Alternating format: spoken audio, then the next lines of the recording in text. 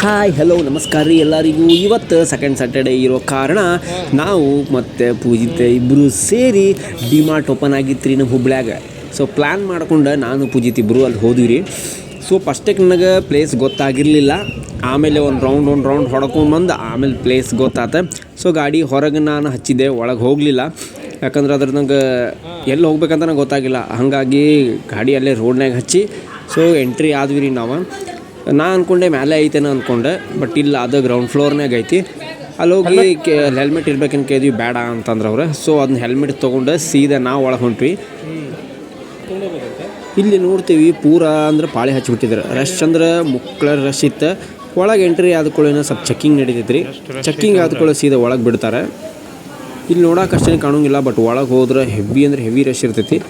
Checking ಮುಗಿಸ್ಕೊಂಡು ನಾನು ಮತ್ತು ಪೂಜಿತ್ ಎಂಟ್ರಿ ಹಾಕೇವಿ ಒಳಗೆ ರೀ. ನೋಡ್ತಿರ್ಬೋದು ನೀವು, ಫುಲ್ ರಶ್. ಅಂಥದ್ರಾಗ ಒಬ್ಬರು ಮೇಡಮ್ ಬಂದು ಇಲ್ಲೆಲ್ಲ ವಿಡಿಯೋ ಮಾಡಬೇಡಪ್ಪ ಅಂತಂತಾರೆ. ಸೊ ಓಕೆ ಅಂದ್ಕೊಂಡೆ ನಾನು ಮತ್ತು ಪೂಜಿತ್ ಇಬ್ಬರು ಸೇರಿ ನೆಕ್ಸ್ಟ್ ಮುಂದೆ ಹೋದ್ವಿ.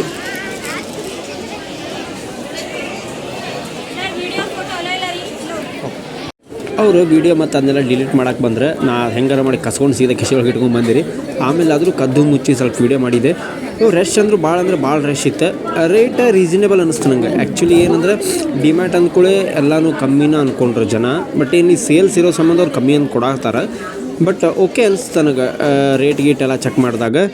ಸೊ ಟಿ ಶರ್ಟ್ 100 ರೂಪೀಸ್, ಆಮೇಲೆ ಶಾರ್ಟ್ಸ್ 140, 150 ಹೀಗೆಲ್ಲ ಇತ್ತು.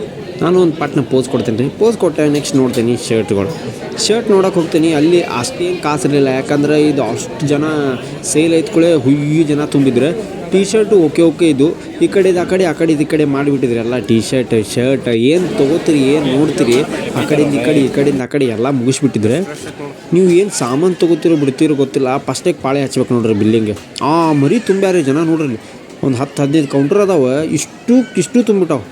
ಸೊ ಡಿಮಾರ್ಟಿಗೆ ಹೋಗೋರು ಪಟ್ನ ಹೋಗಿ ಬರ್ರಿ.